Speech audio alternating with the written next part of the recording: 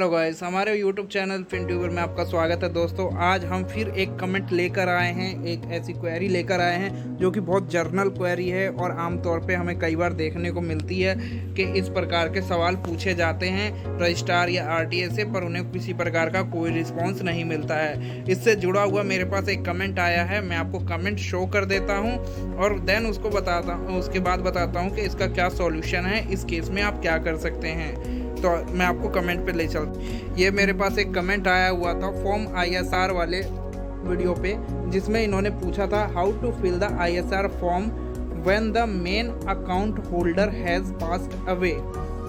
How do the nominee fill the form whose detail to put in this form because the main holder bank account has been closed. Please help because IDFC whose bonds I have is not helping at all. They keep asking me the main holder name and bank account detail don't match, and I have mentioned 4 times to them in email that the main holder has passed away. I am the nominee who details do you required. दोस्तों, इनके comment से पता चल रहा है मुझे कि जो मेन होल्डर है वो एक्सपायर हो चुके हैं, और इस केस में पहले तो इनका बनता है ये नेम डिलीशन का केस, क्योंकि मेन होल्डर एक्सपायर हो गए हैं और साथ में इसमें नॉमिनी भी हैं, जिसमें बता रहे हैं कि नॉमिनी हैं।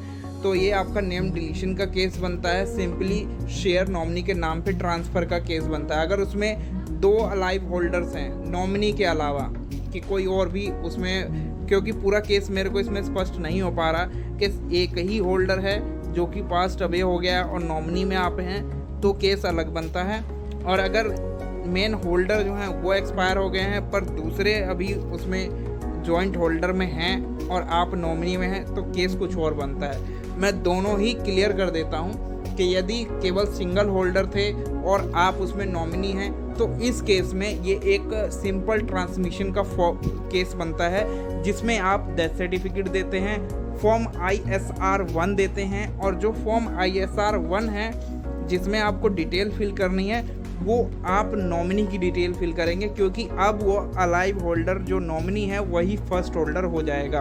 तो आप उनकी डिटेल फिल करेंगे और साथ में उनका एक सिंपल सा ट्रांसमिशन फॉर्म लगाएंगे जो आपको रजिस्ट्रार यानी आरटीए देगा, और उसके अलावा अपना पैन कार्ड और आधार कार्ड सेल्फ अटेस्टेड लगाएंगे, और इसके साथ में आप डेथ सर्टिफिकेट की फ़ोटोकॉपी लगाएंगे, पर वो ऑथराइज्ड होनी चाहिए, यानी उसको आपको नोटरी कराना होगा, वो आप लगाएंगे, नोटरी से अटेस्टेड होना चाहिए। इसके अलावा आपके इसमें ISR 1 फिल होगा, ISR 2 फिल होगा सिग्नेचर वेरिफिकेशन के लिए, और साथ में आपका ISR 4 भी इसमें लगेगा, वो भी आप लगा दीजिएगा। ये सारे डॉक्यूमेंट लगा करके आप अपने रजिस्ट्रार को भेजिएगा। सबसे पहले इसके विषय में अगर आपको ईमेल पर रिप्लाई नहीं मिल रहा है, तो आप इसके लिए जो इनके रजिस्ट्रार हैं उनसे कांटेक्ट कीजिएगा।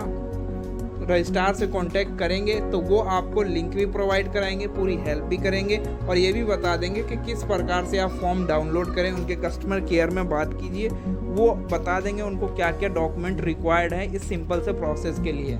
तो ये तो पहला केस था। दूसरा केस कि होल्डर जो मेन होल्डर हैं वो एक्सपायर हो गए हैं, और दूसरा मेन होल्डर एक्सपायर हो चुके हैं और जो अब होल्डर हैं वो अभी सर्वाइविंग होल्डर हैं, और साथ में एक नॉमिनी है। तो इस केस में दूसरा केस बन जाता है। इस केस में आपको ये दिखाना होता है कि आपके जो मेन होल्डर हैं वो एक्सपायर हो गए हैं, और आप जो अभी सर्वाइविंग होल्डर हैं जॉइंट में, उनके नाम पर करवाना चाहते हैं। तो इस केस में आपको नेम डिलीशन का फॉर्म भरना पड़ता है, और साथ में ज़रूरी दस्तावेज जैसे कि फॉर्म ISR 1, ISR 2, SS 13, ये सारे फॉर्म लगाने पड़ते हैं। और इसमें साथ में डेथ सर्टिफिकेट की नोटरी अटेस्टेड कॉपी भी लगानी पड़ती है, और हो सकता है रजिस्ट्रार के मांगने पे आपको एक सिंपल एफिडेविट भी देना पड़े अगर वो कहते हैं तो। एफिडेविट आपको उस केस में भी देना है जिसमें केवल होल्डर था और नॉमिनी था। उस केस में भी एफिडेविट आपसे मांगा जा सकता है रजिस्ट्रार के द्वारा। अगर वो मांगते हैं, रिक्वायर्ड है, तो आपको देना है, वरना सिंपल डिक्लेरेशन आप लिख कर दे सकते हैं। और उनको कोई ऐसा वैलिड आईडी प्रूफ दीजिएगा जिससे ये साबित हो सके, क्योंकि रजिस्ट्रार बेसिकली यही चेक करते हैं कि जो शेयर होल्डर हैं वो किस प्रकार से नॉमिनी से रिलेट करते हैं। तो कोई भी ऐसा दस्तावेज जिससे आप अपना रिलेशन साबित कर पाएँ, ऐसा दीजिएगा। वो हेल्पफुल होता है आपके शेयर को आगे आपके फेवर में करने के लिए।